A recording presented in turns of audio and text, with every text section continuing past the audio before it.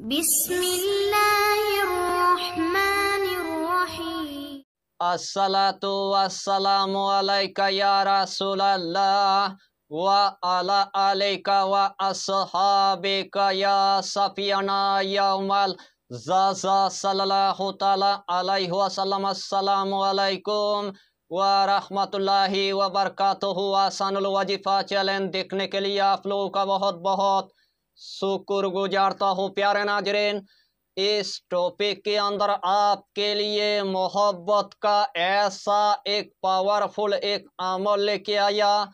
अगर इस अमल को आपने अगर एक मर्तबा अगर कर लिया, एक मर्तबा करने के बाद 10 मिनट के अंदर आपका महबूब आपके ऊपर राजी हो जाएगा। अगर आपका महबूब आपके साथ मोहब्बत नहीं करता है, अगर आपका महबूब आपके साथ प्यार नहीं करता है, अगर आपका महबूब आपके ऊपर राजी नहीं है, अगर आपका महबूब आपको नफरत करता है, अगर आपका महबूब आपके ऊपर रूठ चुका है, अगर आपका महबूब आपको छोड़कर पूरी तरह से भाग गया है, जितना मर्तबा अपने महबूब के साथ आपने मोहब्बत करने के लिए चाहा है, उतना ही मर्तबा आपके मोहब्बत को पूरी तरह से ठुकरा दिया है, उतना ही मर्तबा आपके प्यार को पूरी तरह से ठुकरा दिया है, उतना ही मर्तबा आपके ऊपर यानी कि राजी नहीं है। यानी कि इस अमल को करने के बाद आपके महबूब को अगर 7 तालों के अंदर बंद करके रखेगा, फिर भी 7 ताला तोड़कर यानी कि आपके पास हमेशा के लिए आ जाएगा। अगर आपका महबूब अगर एक कंट्री से लेकर अगर दूसरे कंट्री में अगर होगा, दूसरे कंट्री से आपके पास यानी कि आ जाएगा। अगर उस लड़की को आपने अगर स्कूल के अंदर देख लिया, उस लड़की को आपने अगर कॉलेज के अंदर अगर देख लिया, उस लड़की को आपने अगर किसी भी जगह के अंदर आपने अगर देख लिया, फिर भी आपके साथ यानी कि दीवाना होकर मोहब्बत करेगा। अगर उस लड़की को आपने अगर रिश्तेदार के घर में अगर देख लिया, उस लड़की को आपने अगर पड़ोसी के घर में अगर देख लिया, उस लड़की को आपने अगर अपने दोस्त के घर में अगर देख लिया, फिर भी आपके साथ यानी कि दीवाना होकर मोहब्बत करेगा। यानी कि दूसरे अमल में आपको नाकामयाबी की आपको मुंह देखना पड़ेगा, लेकिन यह अमल ऐसा एक आजमुदा एक अमल है। इस अमल के जरिए से आपका महबूब आपको हमेशा के लिए मिल जाएगा।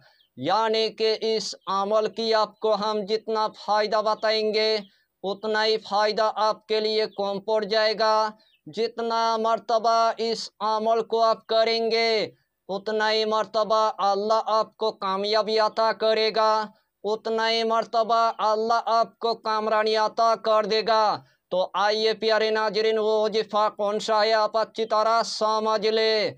यही अमल आपको बुधवार के दिन में 12 बजे से लेकर 1 बजे के दरमियान यानी कि एक मर्तबा आपको कर लेना है। इस अमल को करने से पहले आपको बाजार के अंदर आपको जाना है। जिस टाइम आपने बाजार के अंदर यानी कि पहुंच गया है, सबसे पहले आपको एक यानी कि मिठाई आपको ले लेना है। जिस टाइम आपने एक यानी कि मिठाई ले लिया है, उस मिठाई को लेकर यानी कि घर में आपको आ जाना है। सबसे पहले आपको एक मखसूस कमरे के अंदर आपको जाना है। जिस टाइम आपने एक मखसूस कमरे के अंदर यानी कि पहुंच गया है, घर के अंदर किसी को पता नहीं चलना चाहिए, ताकि अपने महबूब को आप पाने के लिए आपने बैठ गया है।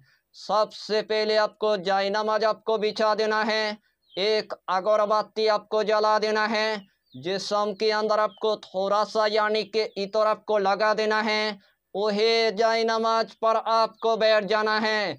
सबसे पहले आपको 3 मरतबा यानी कि दुरूद शरीफ आपको पढ़ लेना है। चाहे तो आप दुरूद इब्राहिम पढ़ लीजिए, चाहे तो आप दुरूद गौसिया पढ़ लीजिए, चाहे तो आप छोटा सा दुरूद आप पढ़ लीजिए, सल्लल्लाहु ताला अलैहि वसल्लम, सल्लल्लाहु ताला अलैहि वसल्लम, सल्लल्लाहु ताला अलैहि वसल्लम। यही छोटा सा दुरूद 3 मरतबा पढ़ने के बाद यही आयत करीमा आपको सिर्फ यानी कि 11 मरतबा आपको पढ़ लेना है। बिस्मिल्लाहिर्रहमानिर्रहीम। व अलकैतु अलैका मोहब्बतन मिन्नी, व अलकैतु अलैका मोहब्बतन मिन्नी, व अलकैतु अलैका मोहब्बतन मिन्नी। यही आयत करीमा आपको सिर्फ यानी कि 11 मरतबा आपको पढ़ना है। आखिर में आपको सिर्फ यानी कि 3 मरतबा दुरूद शरीफ पढ़ने के बाद जो सबसे पहले आपने एक मिठाई लिया था उस मिठाई के अंदर आपको 3 मरतबा यानी कि दम कर देना है। उस मिठाई के अंदर आपको 3 मरतबा यानी कि फूंक मार देना है। उस मिठाई को उठाने के बाद आपके गांव के अंदर जो पीपल की यानी कि दरख्त है, उस पीपल की दरख्त के नीचे आपको वही मिठाई यानी कि आपको रख देना है। 10 मिनट के अंदर उस मिठाई को यानी कि चिट्टी खाना शुरू कर देगा।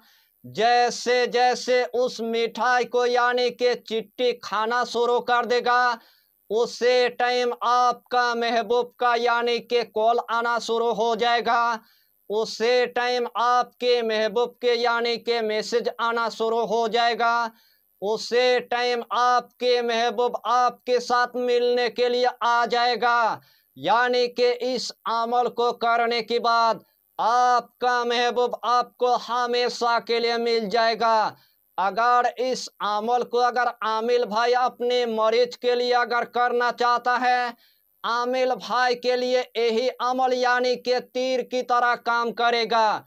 यही अमल आपको सिर्फ जायज मकसद लेकर आपको इस्तेमाल करना है। नाजायज काम के लिए और हराम काम के लिए आपको एकदम से यानी कि इस्तेमाल नहीं करना है। यही छोटा सा टॉपिक पर आपको इतना ही जानकारी देना था। अगर चैनल पर आपने अगर पहली बार आया है तो चैनल को सब्सक्राइब करके हमारी हौसला को बढ़ाइए और अपना नाम लिखकर हमें कमेंट जरूर कर दीजिए ताकि अल्लाह आपको इस अमल में कामयाबी अता करे। हम भी आपके लिए दुआ करेंगे, हमारा पीरो मुर्शिद आपके लिए दुआ करेगा। फिर मिलेंगे अगला टॉपिक के साथ, तब तक के लिए खुदा हाफिज़, फी अमानिल्लाह।